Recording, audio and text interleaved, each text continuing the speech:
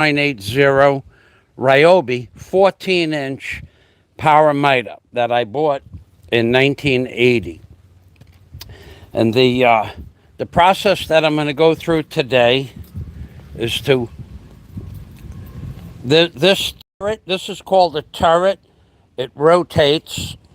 There's a locking mechanism over there, and then these are the guides here. The guides that will hold the wood in place on the far side.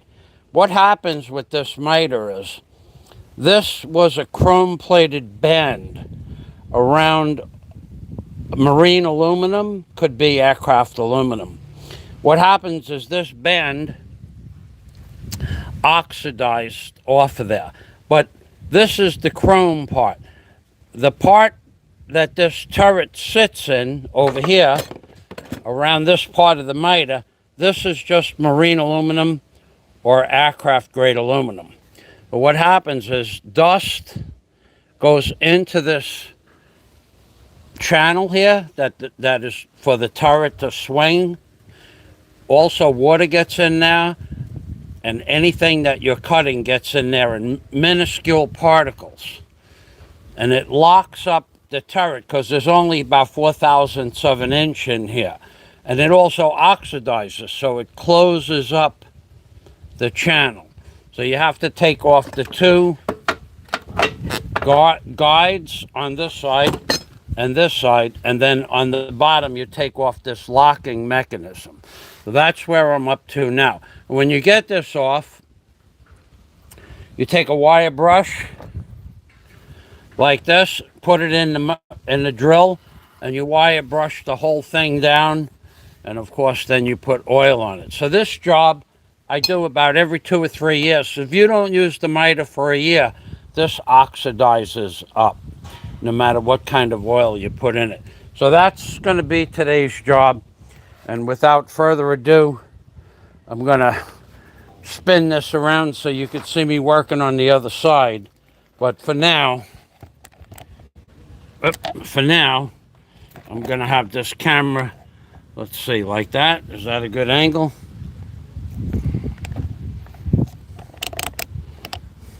That's a pretty good angle. I'm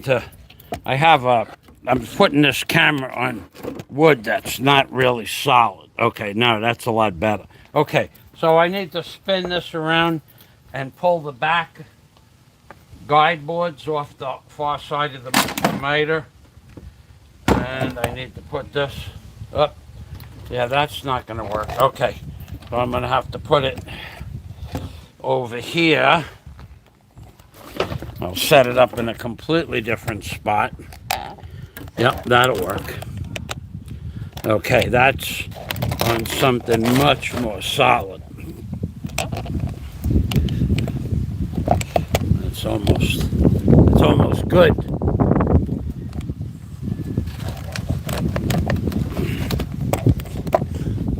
I'm working out in the boondocks over here. Okay, so there you go. I got a good solid base on there now. All right, and I'll put this here. I'll spin this miter around.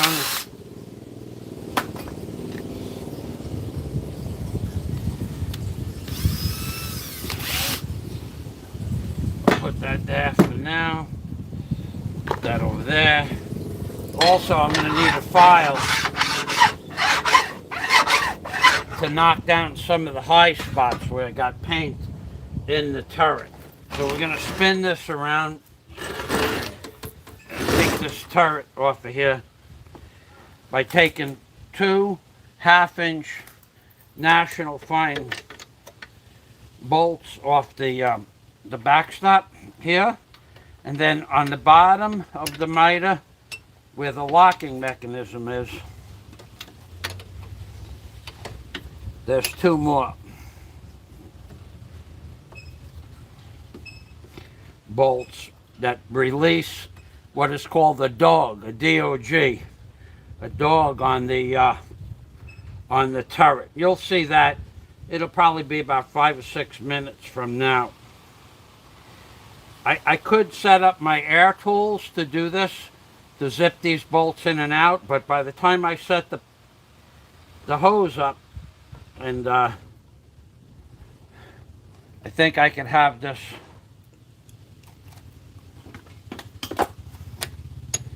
almost done. And then at the end of the day, I got to put all that stuff away.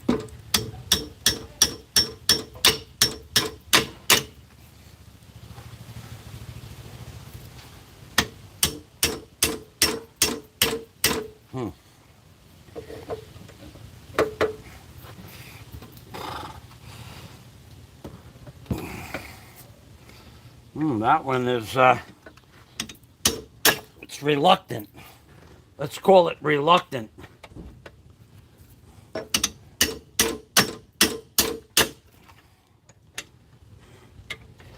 Yeah, this thing got water on it for a long time.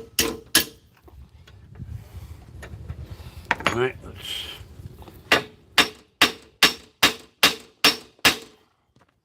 let's break the rust off of that a little bit. That's much better.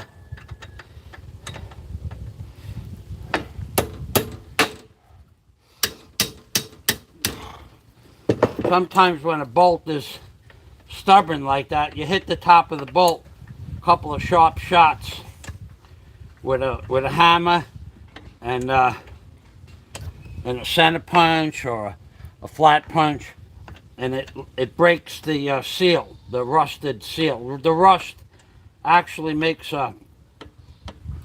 binds it up, actually, the rust. The same way the oxidation on this channel binds up the turret. So the whole process takes about an hour with air tools on a shop bench. Probably going to be a little bit longer than that with me for now, for today. But like I said, it'll take a half hour to set up the air tools. And by the time I set them up, I'll have this apart.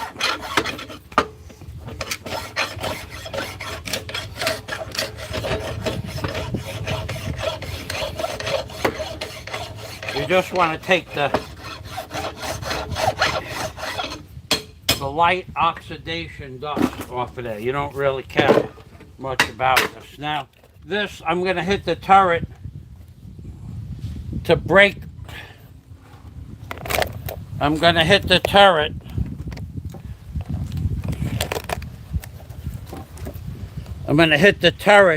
to break up the dust inside in the turret.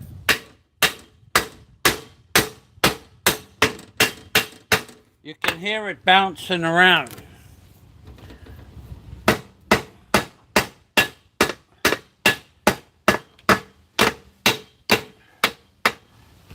Okay, it actually is almost freed up. You cannot do this you cannot do this so easy. If you use the Mitre every day, and you put oil in it occasionally and blow it out at the end of the day, you'll get it'll stay free for a long time. But once it sets for 5 or 6 months and gets wet, this job is required. I probably have done this, I would say, more than 10 times in 43 years. And that's how old this is. I bought it in 1980 or 1979 or 1981. That was when I first opened up my deck and dock building business called Zolar Craft, Z-O-L-A-R, Zolar Craft Decks and Docks. And that was located in an area called Howard Beach, Queens, New York. Howard Beach, Queens, New York.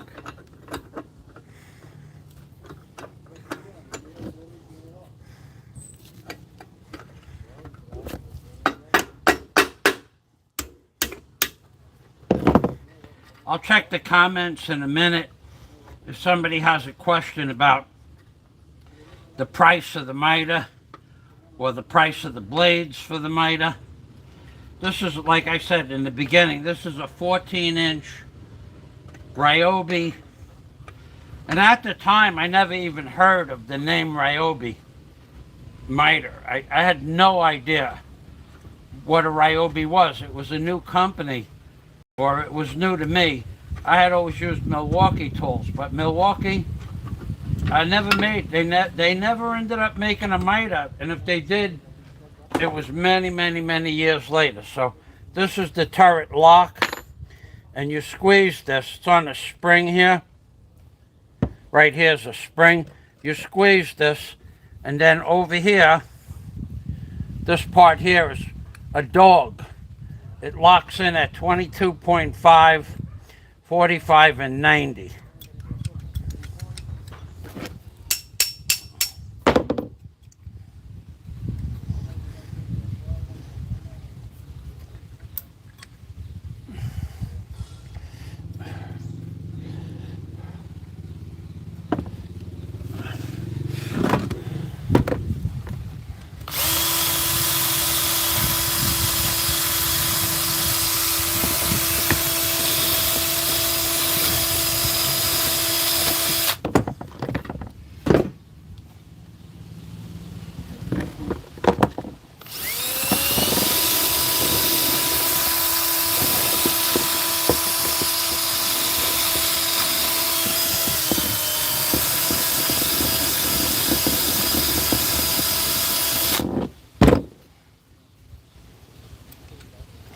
I'm gonna go get the oil. Oh, I have the oil right here. This is what I use, corrosion block.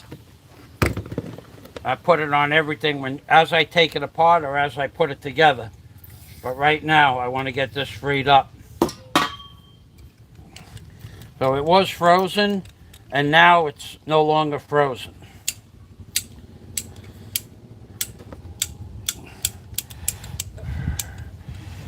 Put a little bit on this screw.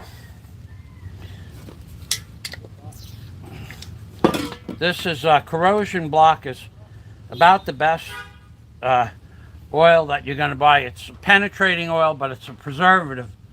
It's made in Canada. This tube can is, if you buy it in Ace Hardware Store or Napa Auto Parts, I think this is about $34 for an 11-ounce can, but you can also order it by the case from Canada, from Lear Chemical Research Corporation, L-E-A-R Chemical Research Corporation. It's well worth the investment. L-E-A-R Chemical Research Corporation, and the telephone number is 800-256-2548, 800-256-2548. And it's well worth the investment. I mean, you're never going to get a better oil for putting it on electronics, alternator connection, starter, so on and so forth. Then the next step is to knock the turret up out of the channel that it's in. So let's get the unit turned around so you can watch that happen. Okay. Now, and this is, so this is the reason that it's froze between the dust that's on here, which is about 5 different kinds of dust. One is metal dust. There's oil mixed in with the sawdust, oil mixed in with the metal dust. Between the dust, the metal filings, and the sawdust, it closed up the gap between the turret and the base. So all you have to do is just clean that out, put oil on it, and clean it out with a rag is good enough. Most of the times you could clean it out with soap and water. Today we're just going to clean it out with a rag and a screwdriver, and I have that right here.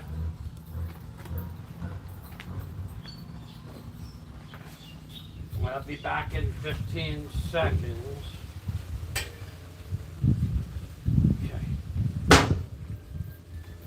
Okay, so all we have to do is just a light duty cleaning because there's no real paint in here. So just like this.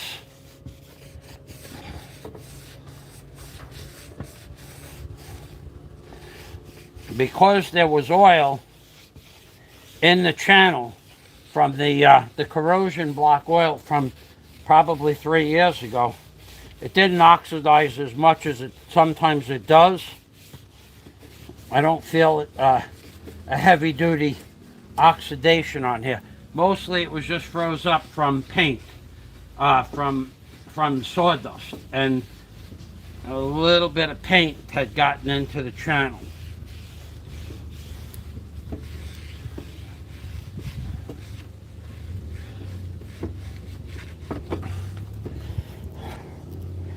Well, let's get a little bit of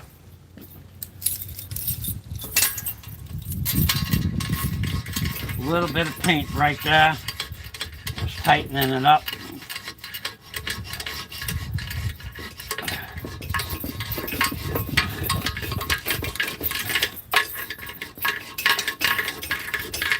That's all clean now.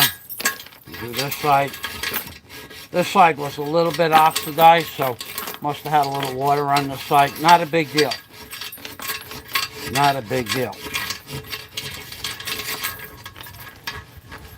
But certainly enough to freeze it up. Not a lot of work to get it off, but certainly enough. It doesn't take much dust to freeze up the turret.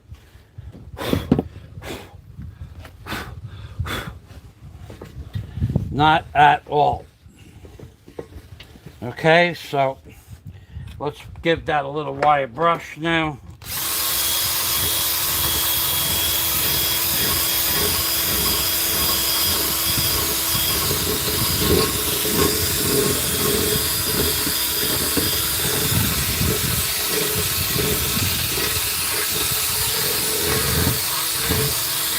I'm going to read the comments in about as soon as I'm done with this. 2 minutes.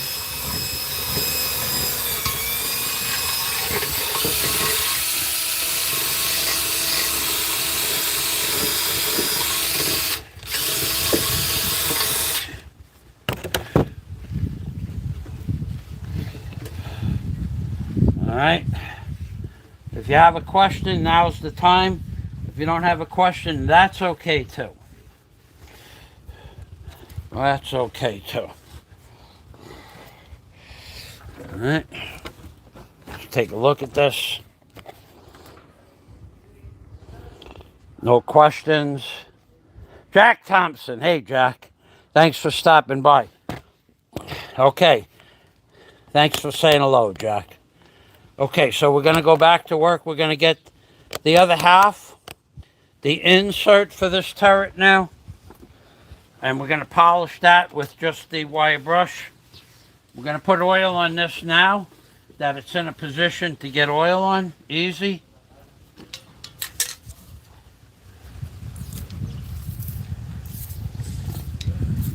It doesn't take much. It's only a very, very small amount because this is a very highly polished surface. It's not porous. I will take the excess oil off though. So this is how this is basically how you clean up the mitre. Now we're going to take the turret part.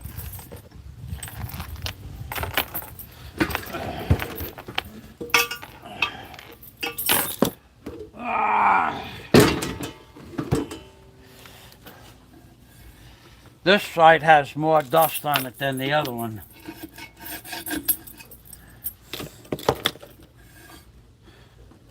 I'll show you that. It has like a black band here. That's just oil and dust. It's not paint. It's not so much oxidation. It's mostly oil and the dust that's being made by the Mitre cutting wood or metal. So we're gonna put the phone back where it was. Polish that up with the wire brush. Now you could use a regular flat brush, a regular wire brush like a toothbrush if you want. But being that I had this one set up, I'll use this.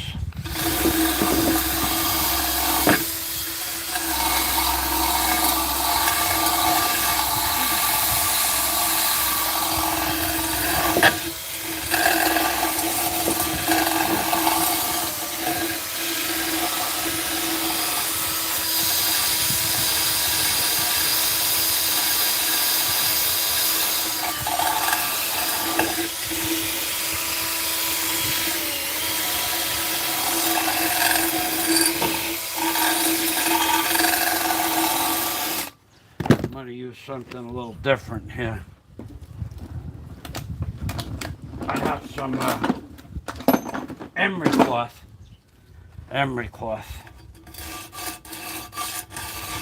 Yeah, that's better.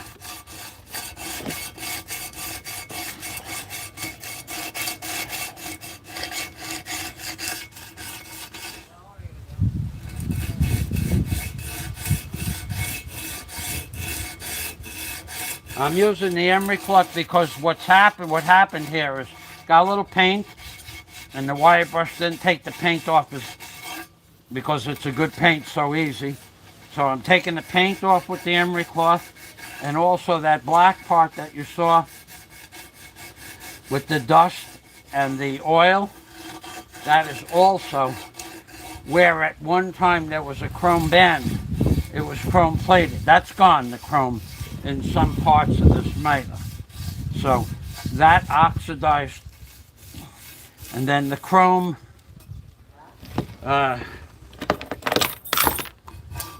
is a little bit harder than the wire brush. So the emery cloth takes the chrome right off. The pieces of broken chrome, let's call it broken chrome.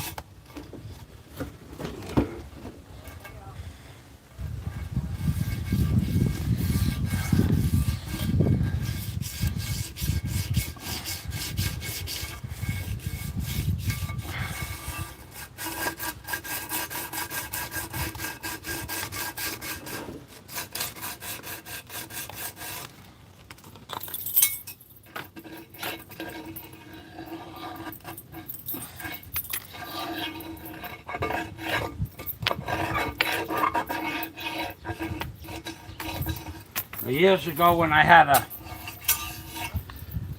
a 3,000 pound pressure washer, then you could just blow this stuff off and then it would be a simple process after that. But here, in order to have a pressure washer here, you have to have water. And we don't get water here, but only a couple of hours a day in the middle of the night. And certainly not enough to run a pressure washer. We might get 12 gallons of water in, well, we could get 12 gallons of water in 2 hours on a good day. That's a good day. 12 gallons of water in 2 hours. Most days we get about 12 gallons of water in 5 hours. On a really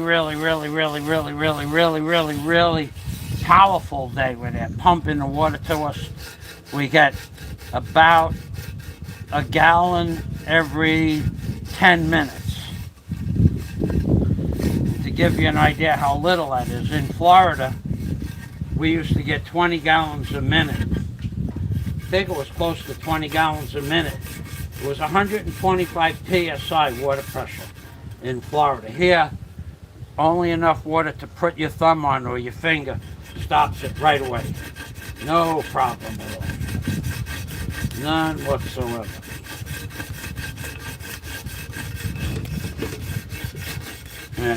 We get about a half a pound of water pressure if we get that. We're lucky to get half a pound of pressure. So there's no pressure. I have a pressure washer, but I have no water. Living in the Philippines is got to get used to a lot of things that you don't have in America, like water, for instance, like water coming out of the hose bib, or water to flush the toilet. You gotta wait an hour sometimes to flush the toilet. So what you have to do is you have to keep a bucket of water next to the toilet, and then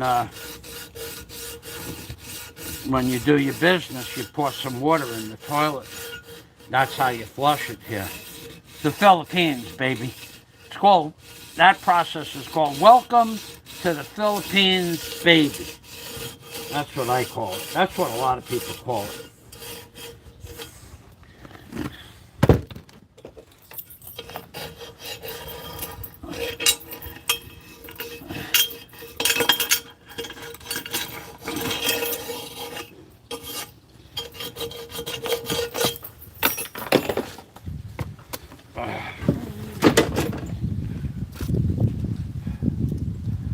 Yeah, we're almost done. I got about another 30%.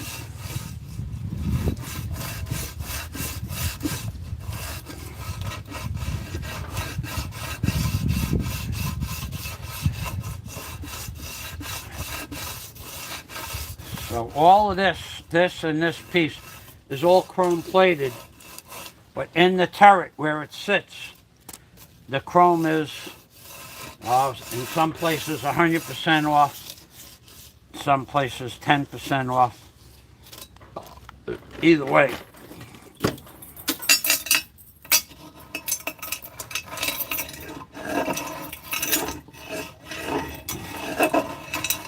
Justin, you'll leave me the pipes, yeah? Okay, salamat. You leave them you put them over here. Yeah, I will give you lunch money. Lunch money, yeah. Lunch money only. Okay, 100 pesos. 100. Is that enough? Okay. 100. Salamat. Salamat. 100 is good. You buy 5 rice.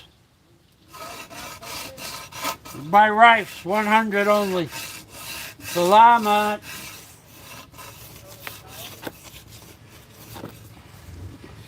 They have.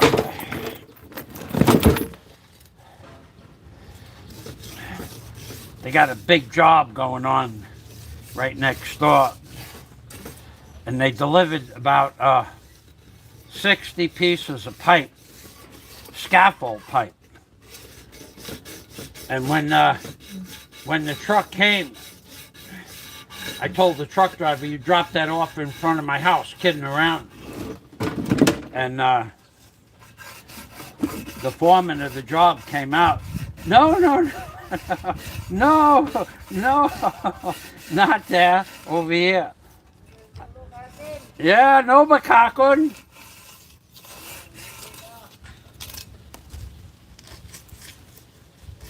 So I wasn't going to let him drop off the pipe, but they had, we had a good laugh, let's put it like that. Okay, this turret is 100% done.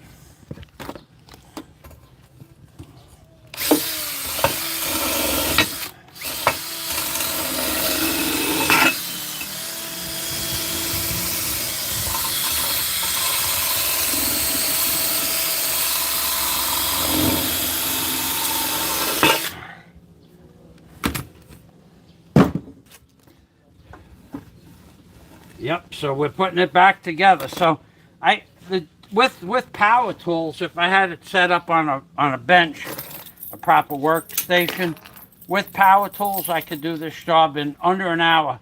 apart and back together. But I don't have, like I said, I didn't set up the air tools. So we're going to work with what we got here.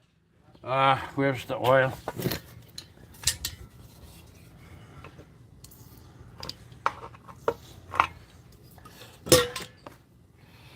Okay. And I'll give it a spritz. Over here. And I'll give it another spritz on this side. Okay. I'll set it back down in the turret.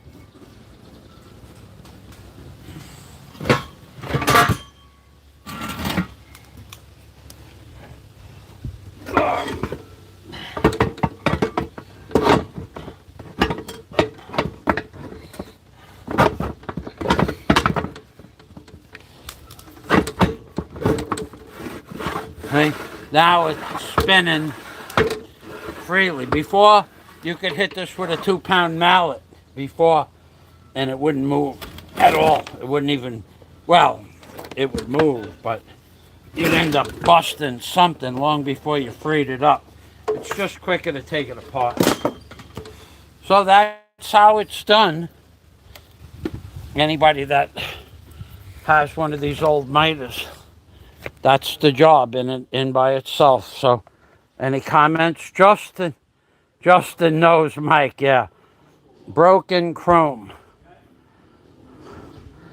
I just like watching you restore. It's amazing. Says Sandy. Thank you, Sandy. Thanks for stopping by. So yeah, so this was the problem. Just a little bit of the chrome oxidized off of here. It opened up, it oxidized and dust in the crack, and now you can see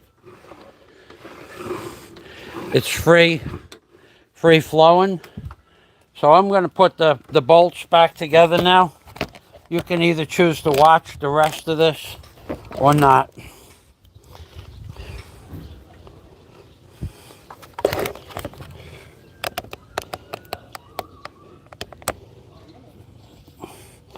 Okay, it's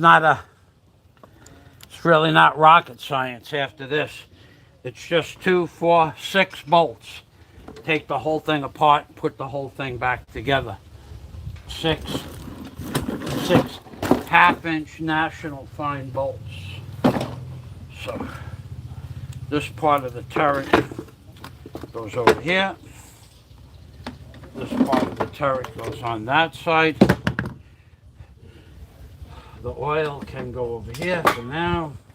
A little bit of water. It's 113 degrees.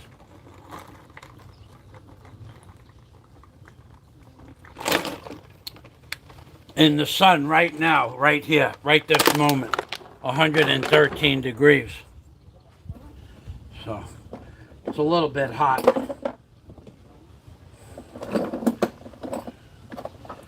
Okay, so let me get all the bolts out.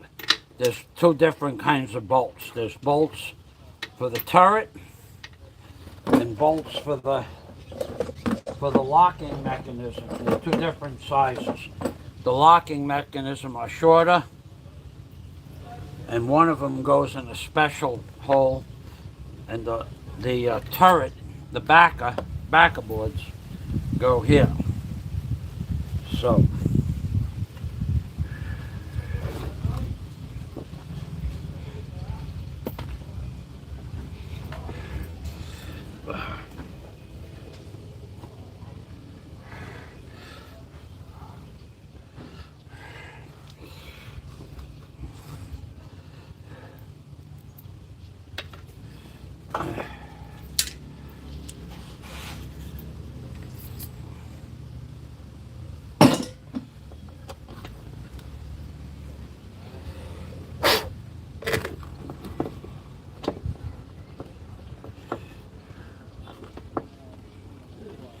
You got to remember to put the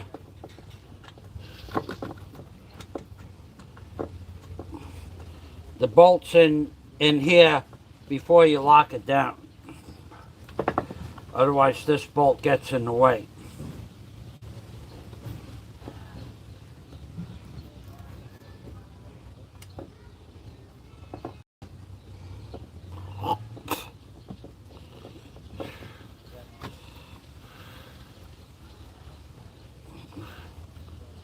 Oh yeah, it might be more than 113 right now. It's pretty hot here.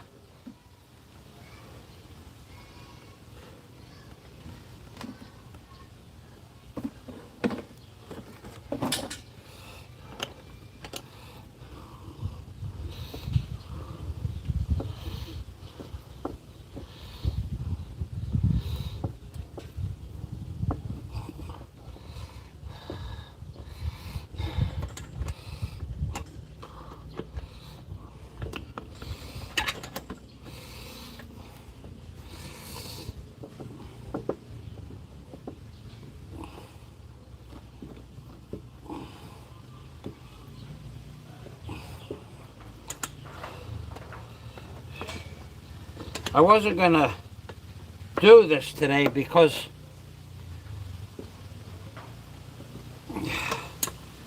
it was a little bit late to do a live stream, but what's the difference? Nobody's gonna watch it anyway. I did fix the floor in the house. My foot went right through the floor last night, right through it. And well, it went up halfway to my ankle. That had to be fixed. That was a priority. The floor, termites, baby, termites. Floor had termites. They will eat anything. Inside the cargo container is it's a special laminated plywood. You would think they wouldn't eat that, but you would be wrong. And you would be wrong because they don't eat the way you think they eat it. They leave the glue. They leave the glue and they eat the wood from between the glue. And that's like $100 a sheet, the plywood that's in the cargo container. So even though it's laminated with a special like fiberglass epoxy laminate, the termites go between the lamination, between the glue, or what we call fiberglass lamination. They're amazing creatures, they are. Amazing species of animal. Plus, they're the Philippines. Somebody said they're the national bug of the Philippines. Now, I don't know if that's true or not, but they don't sell poison to kill the termites.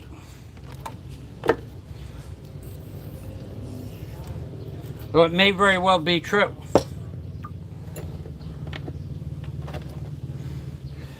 The termites have a poison called Bygon, B-Y-G-O-N, and if you spray it directly on the bugs, they'll die.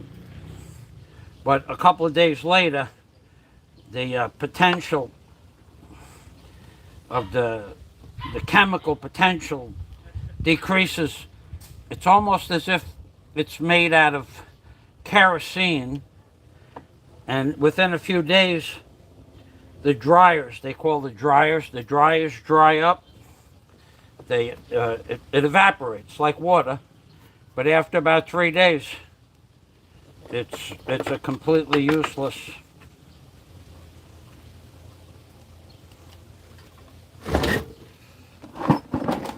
product, and it's expensive. Might be $7 a can.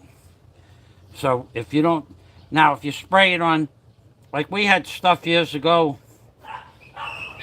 you could spray it on a floor crack and it would last about 20 to 30 days. Somebody just hit a dog pretty good.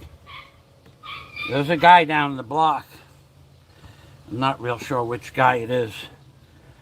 But those dogs go in his where he lives.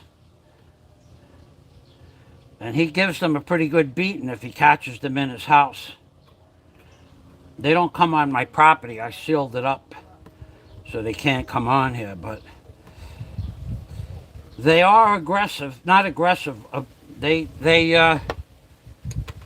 Most people just let the dogs, even the stray dogs with the fleas and the ticks, most people in the Philippines just let the dogs come into their house and eat their dog food or their cat food, or they feed the strays basically. But that guy who just beat that dog up, he don't feed the strays. He feeds one dog, and then anything after that, they get a rock or a stick. They take a beating. That's for sure.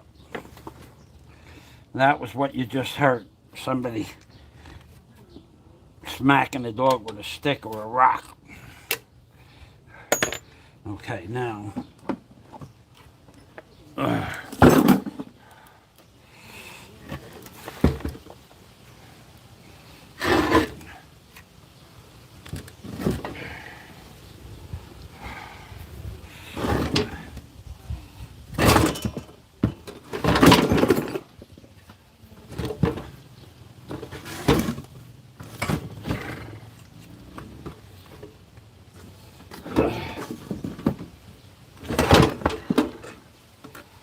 I think you're going to be able to see this part of the job pretty easy now. I'll check on that, make sure.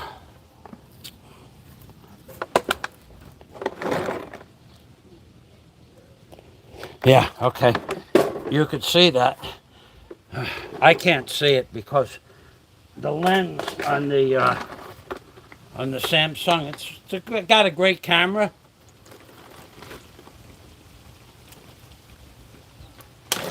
But with the sun, as blaring as the sun is, it's difficult to see without putting your hand over it to make a little shade.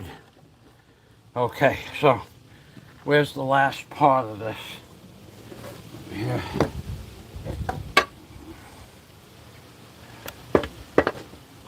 So had I tried to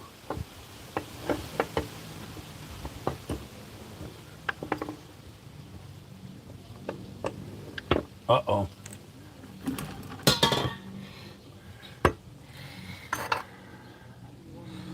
Had I tried to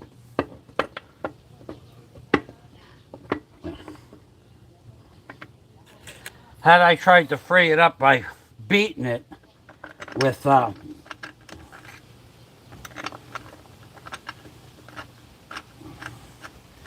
2-pound maul, going back and forth to trying to knock the dust out of the channel, that would have just beat, it would have beat the miter up. You throw it away if you try to do it that way. You can't do it that way. It just doesn't work like that.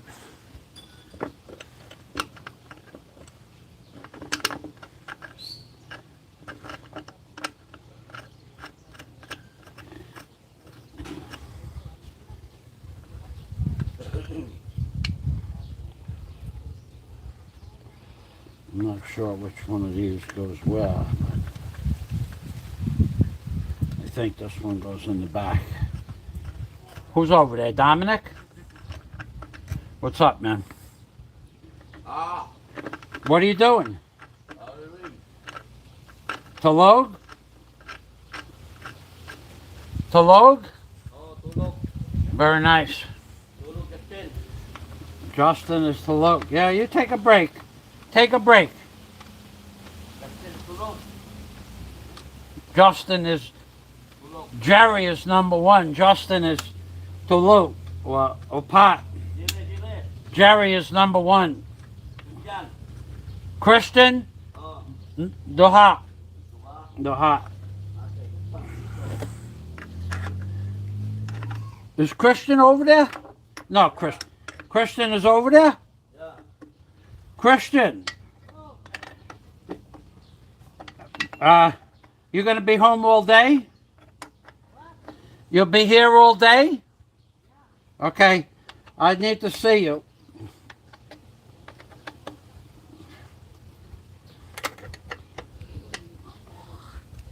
Justin, Christian is doing trabajo? Oh, big day. What, like a holiday, yeah? Big day. Extra, you give Christian double for today. Double salary. Yeah? Double.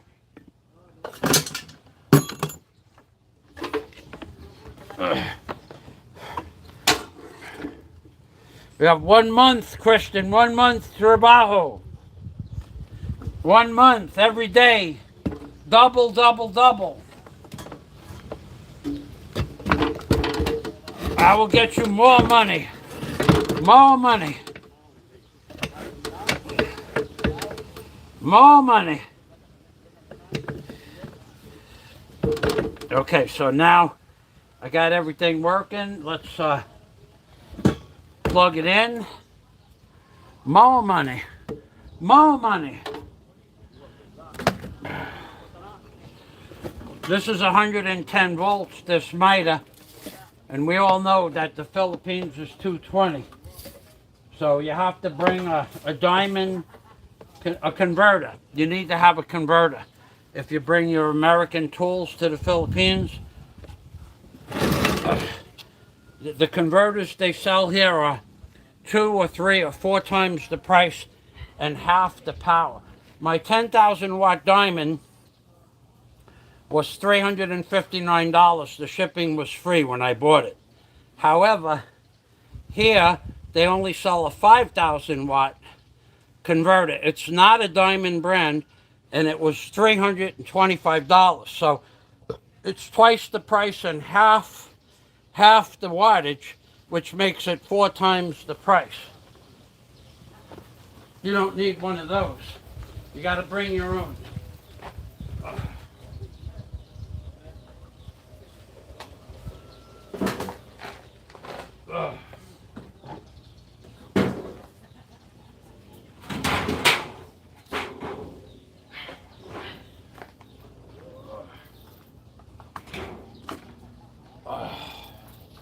Okay, I got to put the headgear on for this.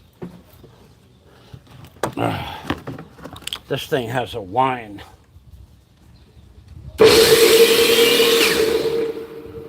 Okay. Alrighty, so actually we're ready to use this, but I'm not ready set up to cut lumber just yet. So I'm going to check to see if anybody has a comment.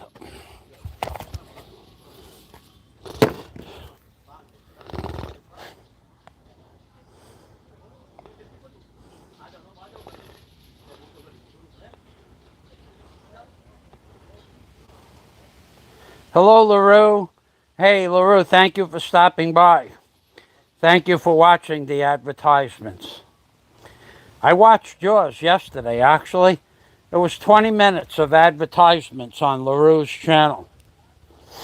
Shout out to you, my dearest, generous, kind-hearted friend, bro, Jack Thompson. Thank you for saying hello to Jack.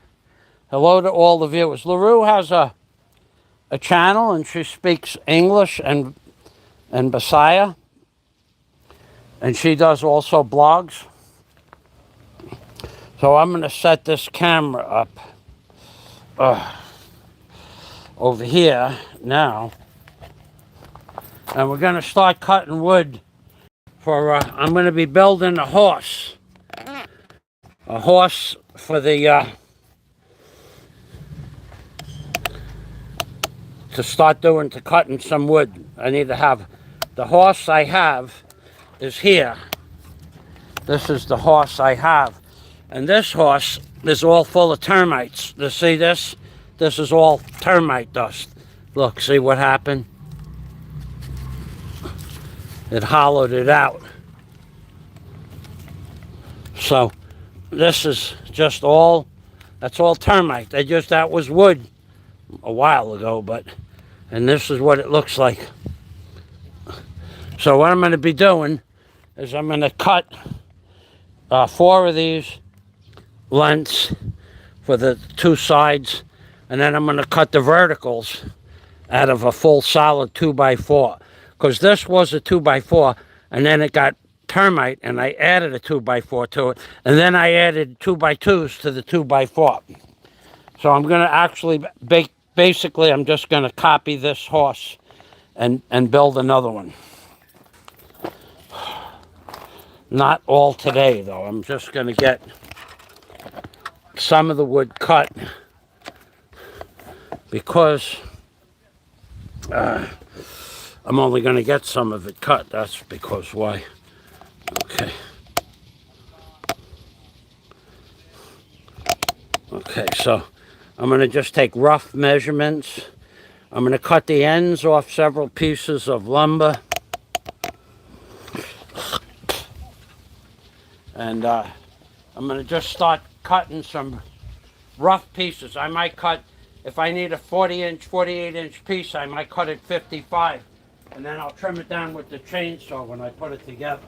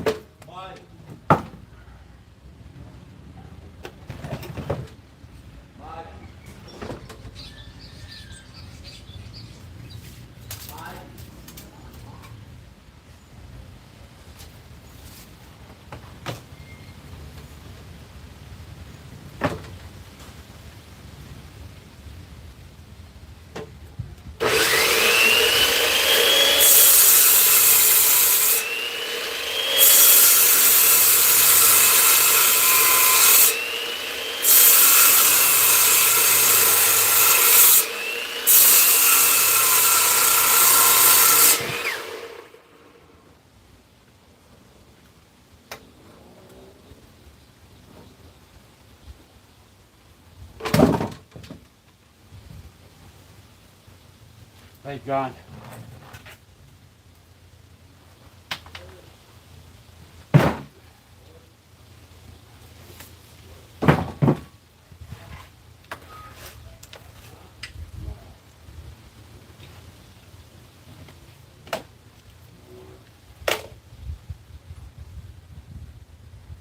Okay, I'll answer any questions if there's a question,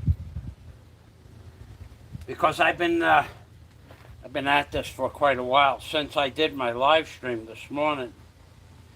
I'm getting hot, overheating, and tired. Oh. So I'm gonna check the comments if there are any. If not, I'm still taking a break. It is really hot here. I mean, in the sun. Yesterday we had a little breeze, and it was 113 degrees, but in the sun. Today it's at least that hot, but no breeze. Ugh. So I'm gonna sit down. Oh.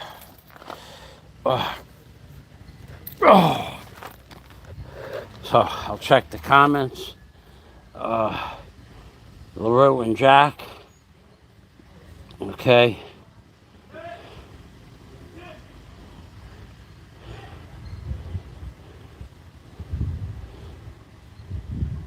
Number 5. Thanks, LaRue, for the like.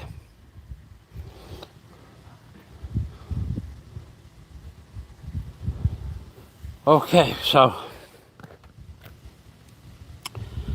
what I'm doing is I'm replacing this horse here.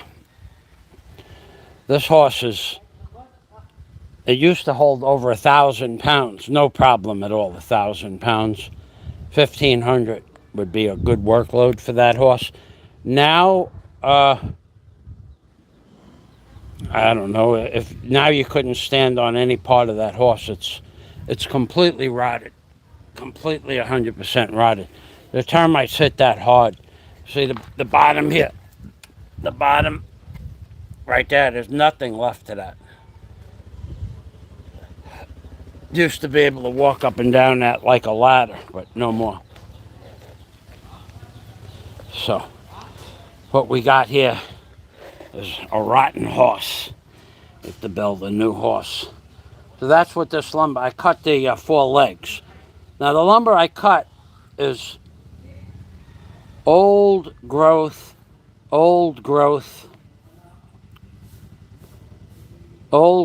coconut lumber. So there's different kinds of coconut lumber. If you were to cut down a tree that may be 30 feet high, that grew within the last 5 years, you could get some 2x4s out of it, but it would just be garbage lumber. It would be susceptible to termites and boring. There's a boring bee. It'll bore a hole 3/8 of an inch in diameter through the hardest wood, oak, teak, mahogany. It'll bore a hole into a piece of wood. You can hear it. You can hear it digging. It'll bore a hole 3/8 of an inch in diameter, 2 inches deep, and make a nest inside the wood within an hour. It doesn't take that much longer than that. And then it drops its eggs inside the tree. So if you're not moving around, yeah. Dances with Oscars. Thank you for stopping by.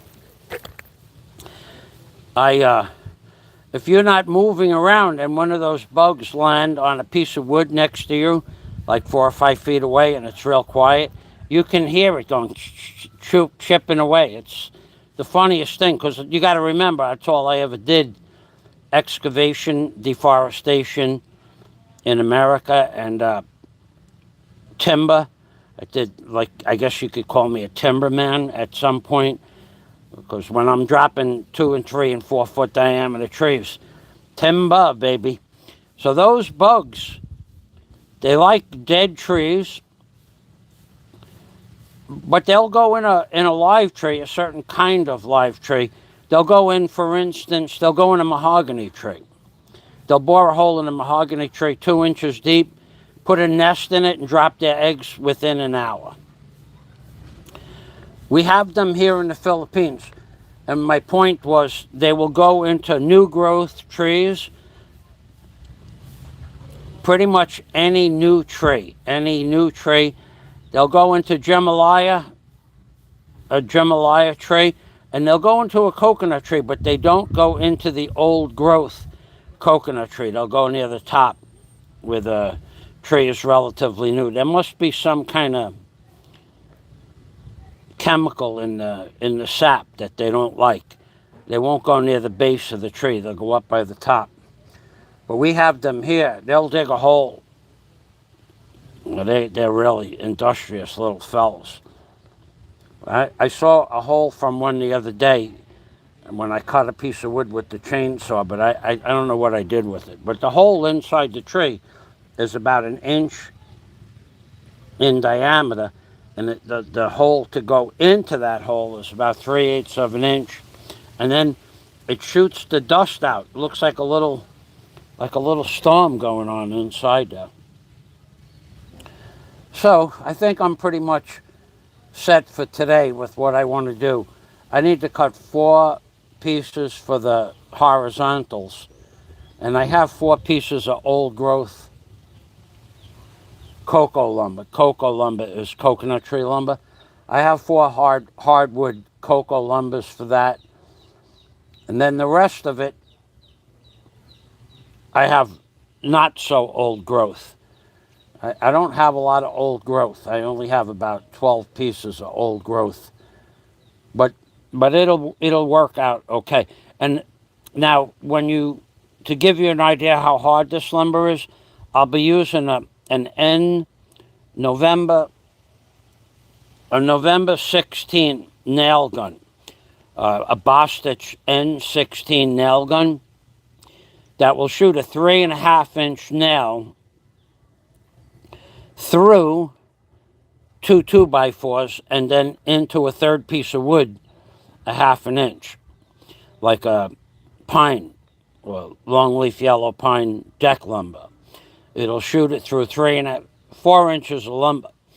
It won't shoot into the old growth cocoa lumber when it's dried, not when it's wet, but when it's dry. Maybe you'll get 3/4 of an inch of penetration, and it'll back the gun off. So you have to pre-drill your holes, or there's no way to get a nail through the 4 pieces of lumber that I just cut. There's no way to get a nail through it. You're not going to get, if you had a 30-penny nail, and if it was in a horizontal flat position in a perfect world, you might be able to drive a nail through that lumber, which is 2.5 inches thick, but probably not. But you'd never get it into a second piece of lumber. It would just not happen.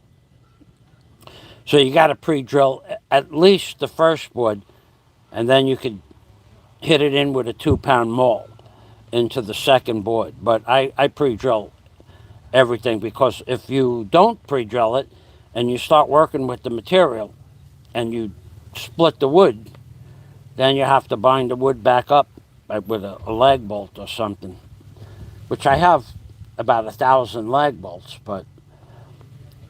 and I'll be using lag bolts probably to put this together. You can't use drywall screws. I don't have any galvanized 3.5-inch drywall screws, deck screws. They wouldn't go through the wood anyway, and even the galvanized screws only last a couple of years. So I'm going to be pre-drilling it and probably lag bolting it together. Now, I'll do that tomorrow. I fixed the floor today in the house. I was going to fix the step to the house, but when I went to cut lumber, when I took the power miter out, it was locked up solid. So the lumber that I need to cut the step, well, I could have cut it with the chainsaw, but then I wouldn't have perfect cuts. And you know me, I like to do things right. You know that. So that's it. That's all I got. I'll see if there's any more. Better take a break. Dances with Oscars. Thank you. Yes, I did that. I was getting overheated, actually. It's really hot back there. And like I said, even though this video is only an hour, it was an hour of prep work to set the lumber up at basically noon, at the hottest part of the day. And it was an hour before that cleaning up a couple of more pieces of lumber. So basically 3 hours in the sun. That's enough in the sun. I mean, I could, if I took the fan out, I'd be okay. I wet my shirt and put the fan out, but I'm not going to do that today. So that's all I got. I don't have anything else to talk about. Although I could talk about a lot of different things. I could talk about the price of lumber in the Philippines. A piece of lumber, like this piece of lumber here. This piece of lumber here, that 2x2 on the bottom, that's a 2-inch by 2-inch piece of lumber. That was, no, that was 7 pesos a foot in Gemalaya lumber 6 years ago, 5 years ago. And I know that because I was living in the Stanley house and I bought some lumber. Now, in cocoa lumber, that was 10 pesos per foot for 2x2 6 years ago. Now that's 22 pesos per foot. So the price of cocoa lumber doubled plus 10%. 2x4s, I have no idea what 2x4s are. I have not bought any recently. The price of the pipes, the scaffold piping that I made the ladders out of, they went from 400 pesos, $8, for a 20-foot length of light-duty thin-wall pipe. They were $8, 5 years ago. And now, the last time I saw the price of a thin-wall scaffold pipe, it was $7.50. So the price of the pipes doubled exactly, pretty much exactly doubled. The clamps, when I bought 250 clamps for the scaffold pipe. I paid 44 cents, about 80 cents a clamp for 250 clamps. Now the clamps are 75 pesos each, or $1.30. So I paid 80, and now they're about $1.30. So they went up 50 cents per clamp. And those are the cheapest clamps. That's the cheapest grade of clamp and the cheapest clamp. The good clamps are closer to $2 each. But the good clamps are made out of a cast iron. They are literally cast iron. They're not pressed metal. So the price of the building materials went up somewhere between 75 and 100%. Paint went from exactly 600 pesos per gallon. Now it's 740, so it went up 20%. The price of paint went up in the last 2 years, 20%. In the last 5 years, I think it was like 550, so 550, 780, that's 230 pesos. Went up $5 a gallon in 5 years. It was about $10 a gallon, and now it's about just under $15 a gallon. A box of 50 pounds of 30 penny nails that you put cocoa lumber scaffolding together with, that was 1,000 pesos. Now it's 2,000 pesos for the same box. And a roll of wire for tie wire to tie wire rebar was 1,020 pesos. $20. 5 years ago, I bought a roll of it. And now it's just over 2,000 pesos. It pretty much, the material's doubled. So that's what I have to deal with when I go back to work. But I can't go back to work for at least another 2 months. The doctor, he was absolutely sure that I can't work for 6 months. Now, even getting the mitre to the table, I rolled it. I rolled it out. I rolled that mitre out to the table. So, because you don't want me picking up anything that weighs more than 20 pounds. And that mitre weighs about 50 pounds, 48 pounds. But getting it on the table, that was tricky. Normally I could just pick that up with one hand, but no more. Not working for a year and a half, and then after the operation, I had to really maneuver that up. I put a plank up to the table, and I slid it up the plank. When I bought that mitre, I could just grab it with one hand and walk it 100 feet, and in the other hand I'd carry a box of nails or a skill saw. But now that mitre, 2 hands, and I have to sling it between my legs. Oh, because of the operation.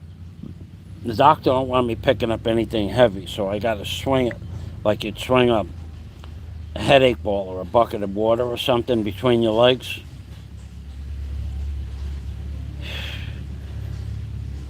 And actually, 6 months, it's actually 3 months. Now it's May, June, July, August. It's 90 days. So another 90 days, he said, you could go back to work. I can't go back to work. Now, I even picking up that lumber, like to move that 2x4 around, that 2x4 was heavy. Not normally heavy, but he don't even want me doing that kind of stuff. Not just one doctor, but every doctor that I spoke with said you can't pick up anything that weighs more than now 25 pounds. But when I first had it operated, he goes, not even 10 pounds. Don't pick up anything that weighs more than 10 pounds. Weird operation. I can actually still feel the muscle that ripped in my stomach. Trippy. All right. So what other materials that I need that I was looking at the other day? I have no idea where to buy N16 nails for the Bostitch nail gun. Nowhere can I buy those, and I only have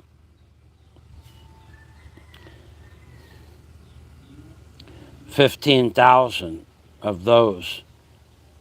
I have, I think, 7 boxes of N16 nails. So when I'm out of those, I'm out of nails, unless I get them shipped from America. That's about all the only materials I was looking for. Yeah, the price of materials, it went nuts. I brought to the Philippines, I brought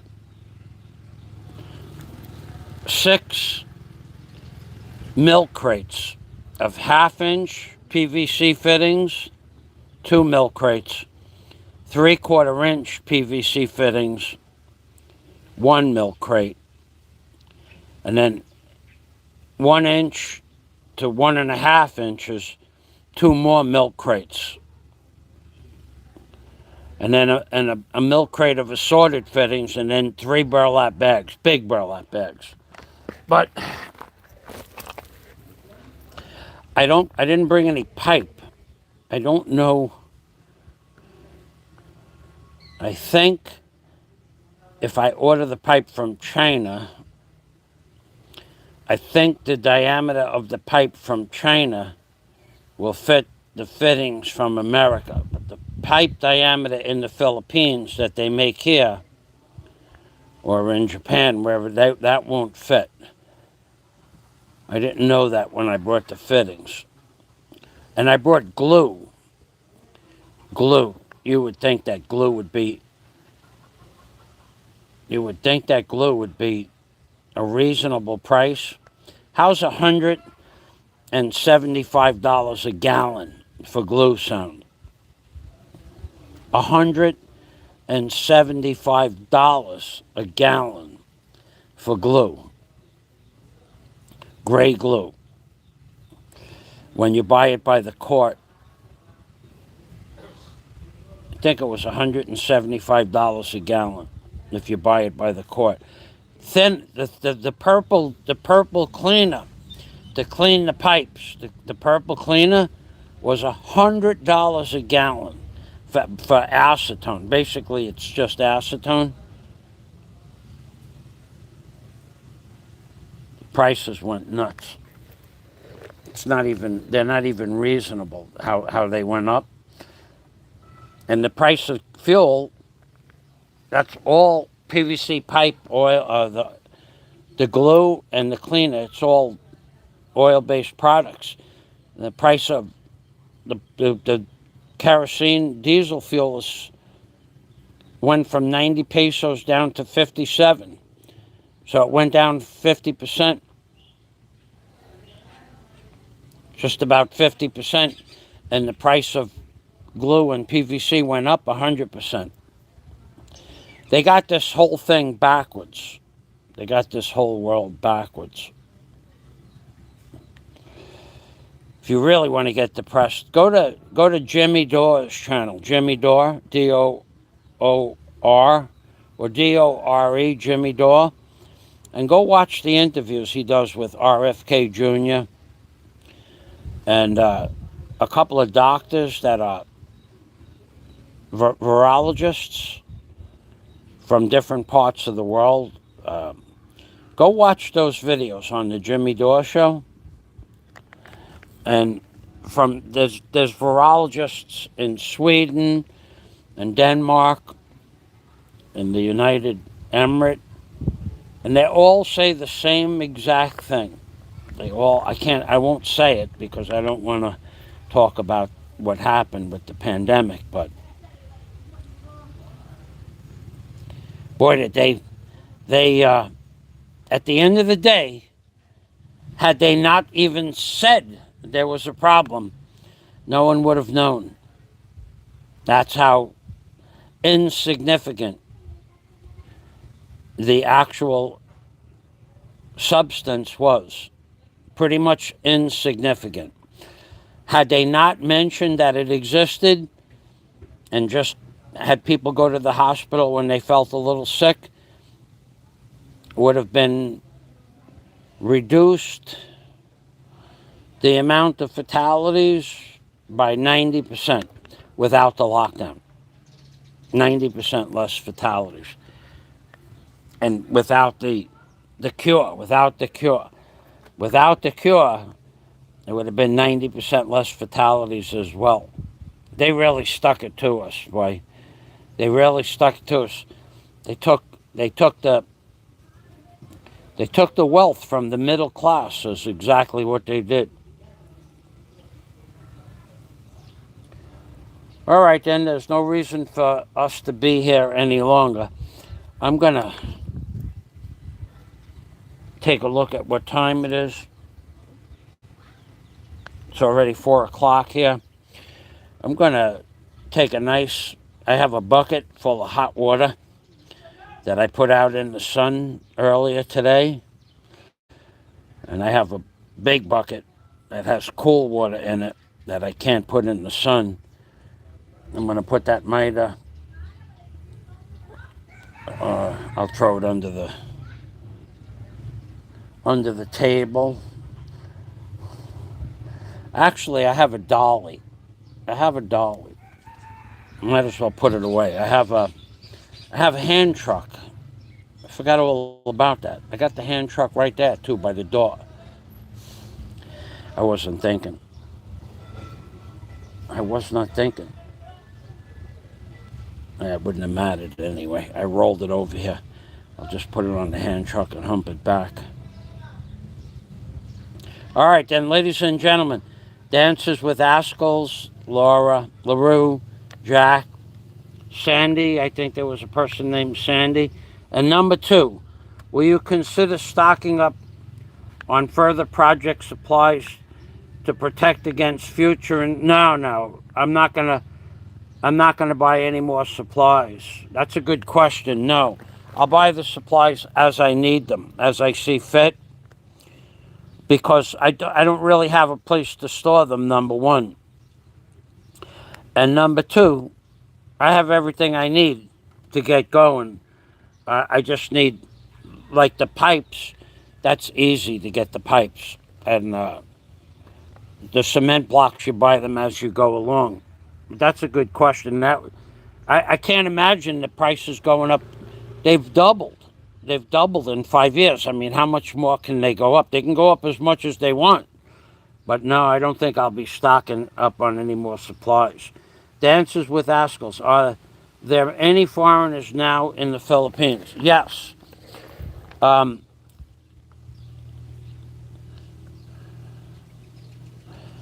There's Korean next door, 2 doors away, is a Korean hotel. Only Koreans. That is booked up solid. Up the block are 100 rooms, only Chinese. They won't even rent to an American. Only Chinese. And they only speak Chinese. The staff is Filipino, of course. The boat captains are all Philippines. There are no boat captains other than Filipinos and Filipinas, dive masters, stuff like that. But the 2 hotels on my block, one is Korean, one is Chinese. You couldn't get a room for maybe, well, you might get hit a day here and there, but that's probably not even going to happen. Those are both dive resorts. The Stanley House is booked up. As far as I know, it's booked up. And in the Stanley House is mostly European and Americans. I know of two Americans. There's a couple of men that I've not spoken with because they don't speak English. I think they're Russian and or Yugoslavian maybe. I'm not real sure. So they have 10 rooms that are booked up solid. You could get a day here and there, but they're foreigners. Let's see. On the beach, you won't see a foreigner on the beach. Once in a while. And in the mall, I was in the mall last week. Maybe you'll see three white people. Maybe you'll see 3 white people. Maybe and you're in the mall for 2 hours. And if you go into a cell phone, then you might see a couple of white people buying phones for their Filipino girlfriends. But in the mall, in the supermarket, no, you won't see any foreigners. Maybe one in an hour or 2 hours. Not a lot of Americans, not this time of the year, because in America it's summer. So there's really no reason for anybody to be here. But in Korea, I don't know what the weather's like in Korea, but they don't have diving in Korea. In America, we have diving. So there would be really no reason to come to the Philippines to go diving in the summer in America. Very rarely will you ever see a German. Very rarely. I mean, you won't see, I've not seen a German. I saw a Spanish lady 2 days ago on the beach. I said hello to her, and she said, Espanol. I said, no, and I don't know how to speak Spanish. She was from Colombia, and so there are not a lot of foreigners.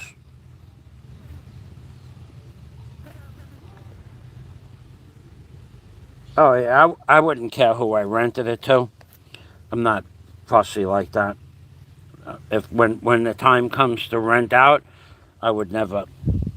Whoever wants to rent it can rent it. You know, it's not going to be. It's not like a national treasure or anything like that.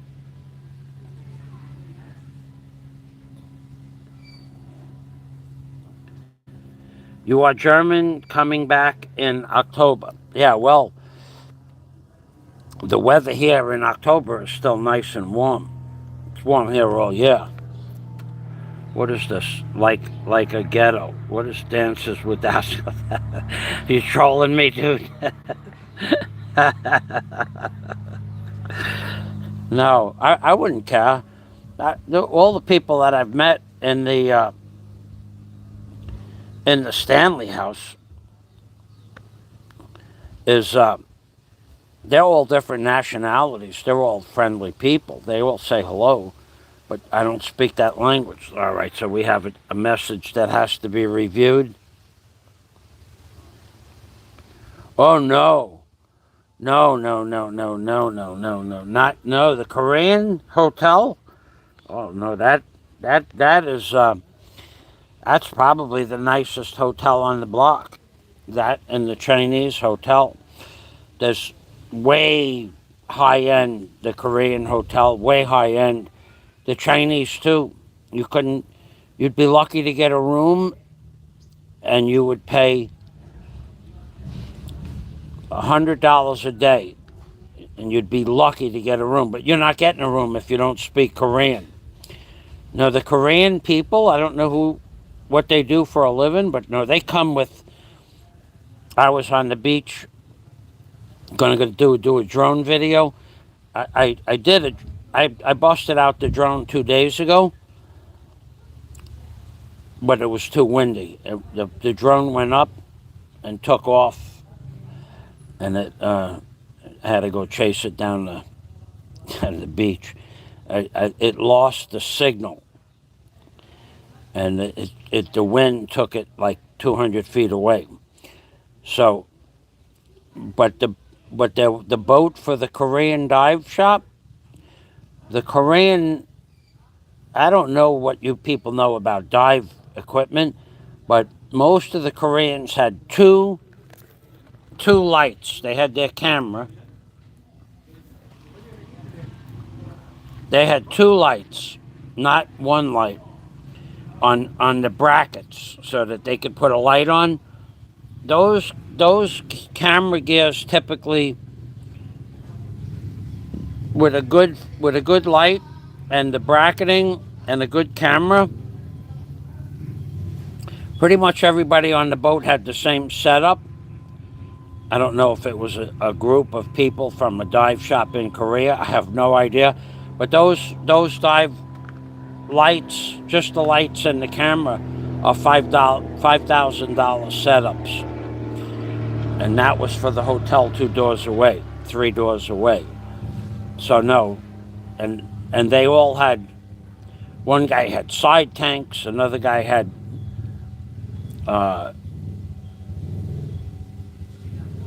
some kind of special mask that costs like I don't know how much, $1,000 for a mask. It's like a mask without a snorkel.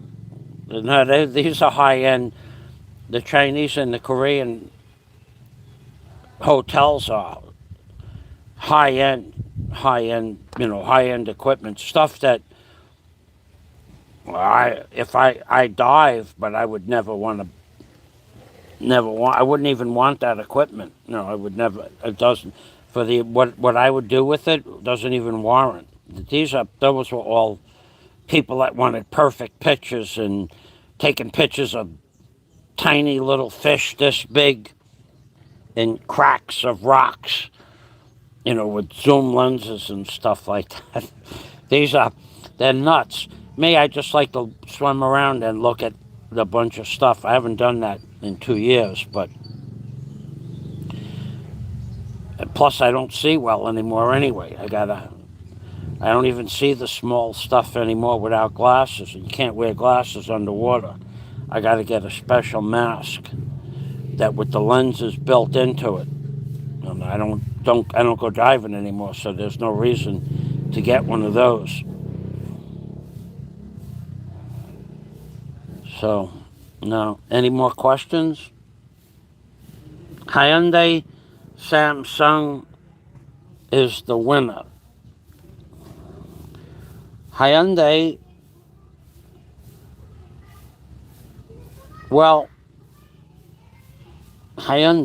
is that a car or is that a phone? I think that's a phone. Of the two of them, I have a Samsung phone. I will never buy another Samsung product. I've had this phone in the shop, I don't know, 8 times. I had to go back to the store to get the phone to work, reprogram it, and now it's got to go back in again. I bought a load last week. It cost $2 for a load so that I could have data, mobile data, and the mobile data, it works in, I don't know, what used to be 100%, you put it on mobile data and you had data and you had a signal. Now it works about 10% of the time. So Samsung phone, never again. Never. I don't care what the problem is, but I've had that problem fixed. Now this will be the second time. So when you buy mobile data from my iPhone, it just is mobile data. No matter where you go, no matter what direction you face it in, no matter if you're inside my house or a building, it works. But on the Samsung, the mobile data works. It works if you're standing where I am, and it doesn't work if you're standing 5 feet away, out in the open. It's weird. It's a piece of junk. The Samsung is junk. I would never buy another one. I'm not happy with the phone. $1,500. It was a waste of money. Just a complete waste of money. Anybody that buys a Samsung, somebody said, oh, the camera in the Samsung is better. Yeah, okay, but the phone never works. So what's the point of having a great camera if the phone doesn't work? The Hyundai is a car. Okay. I have no intention. Oh, okay, they're Korean brands. I have no intention of buying a car. Anybody that comes to the Philippines and buys a car,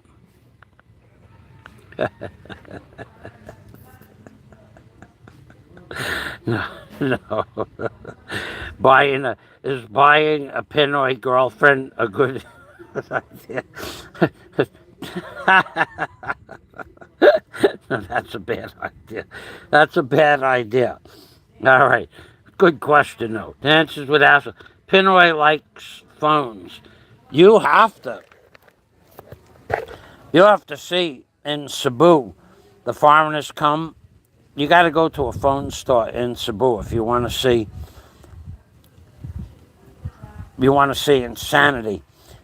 I bought 2 girls a cell phone, and the first cell phone cost $8. And the girl that I had bought the phone for, she asked me, can you just buy me a cell phone? Just something, just to text. So I bought it, at the time it was 400 pesos in 2014. I bought her a cell phone. And that was it. She was happy with that. you know. But and then another phone I bought was $11. So, and both girls I dated. So now Daisy, I bought a cell phone for. I bought her a cell phone. It was well, I forgot the name. It was $140, but she had it for 6 years. It was a good phone. 6 years, and then it broke. But Daisy I was with for a long time. The other girls I had just met them, and they asked me for a cell phone, and I said sure, why not? It was $10. What's the big deal? But in Cebu, they got people buying them computers, iPhones, MacBooks. It's a trip. You go into the mall in Cebu, they're buying everything. Dances with Haskell says, buy. Yeah, I'm not buying any more cell phones. I'm done buying cell phones. When the iPhone breaks, I'm going to go back to $100 phones. Dances with Haskell says, 2014 was a great time. Yeah, well, that was when I first moved there. Everything was new and exciting. And it was nice living in Cebu. I lived in a really high-end hotel, and it had room service, had breakfast buffet, security. I liked living there, but then hey, LaRue says hello to all commenting. But then after 2 months in Cebu, I met at the hotel I stayed in, the Golden Prince. It's full of foreigners. And I met hundreds of people from all over the world. And everybody was saying, go live in Palawan, go live in Iloilo, go live in Bohol. And finally, I met this one fella. He was a boat captain. And he had a boat here in Bohol. He said, come and visit Bohol on Alona Beach. So I did. And that was in February, and March 16th, I moved to Bohol of 2014. 3 weeks later, I moved out of the hotel. The hotel was $1,000 a month. It was 40,000 pesos was $1,000. 39,000 pesos was $1,000 in 2014. So it was $1,000 a month, but when you add it up, it was cheap because it had room service. It gave you shampoo and toothpaste, for whatever that's worth. They came in and cleaned your sheets and towels twice a week. It had hot water. It had air conditioning, but you paid for the electric, and you paid for the water. But the hot water was free. However that worked out, the hot water was free. But you paid for water. So the electric and the water was about $60 a month. And then, and the room was $1,000 a month, but you got free breakfast. And the breakfast was worth 300 pesos a day for breakfast for the buffet. So 30 times 300 is 9,000 pesos a month you got for a free breakfast. So take 9,000 off of 39,000. That was really only $750 a month for the room with the room service. That was a good price. That was a really good price. And it was a great place to stay. The food there, top shelves of the world, the best. I could never imagine. I never had a bad meal at the Golden Prince. Never. Not one thing. And on Friday night, they had a buffet with exotic foods. Exotic like lobster, fried lobster, shrimp fried diablo. That was 700 pesos. At the time, 700. I have no idea what it is now. But the Golden Prince, it was a 5-star place across the board. Clean, safe, friendly, and everybody in the hotel spoke English. Everybody. If you're ever going to go to Cebu, and they were all foreigners. There were, and then every week they had a party for something. I never got that idea, but it was for the foreigners to experience.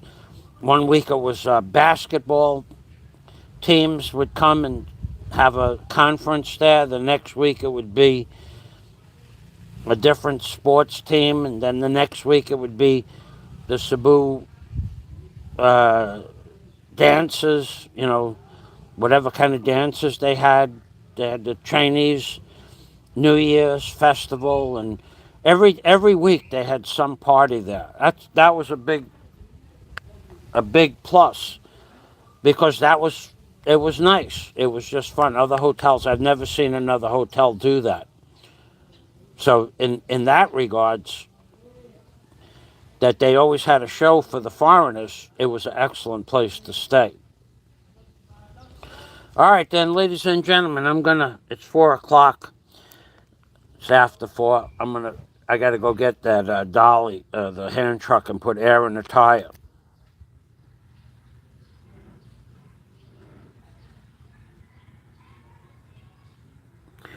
Well, LaRue, I don't know that I'll ever see you in person, but it would be nice to meet you as well. So I'm going to thank you for stopping by, and I'm done talking. I'm actually quite tired. I got up at 4 o'clock this morning. Oh, I had excitement last night.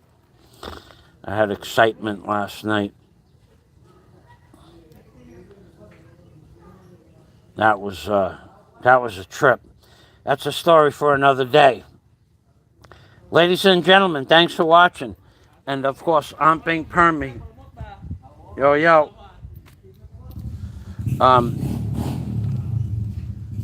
Of course, Amping Permi means take care always. Yeah, last night was an interesting night. Only in the Philippines, baby. Bye-bye for now. And thanks for watching. Oh, and if you think about it, thumbs up. I'm the only person in the Philippine genre that's given you any kind of content. The least you could do is give it a thumbs up. Really, seriously speaking. What other blogger? They stand in front of the phone and go, now I do that on occasion. I like to have a little bit of drama here and there. But mostly I give you content. Give it a thumbs up. Doesn't cost you anything. And of course, Amping Permi from the Philippines, baby. Bye-bye for now. That's right.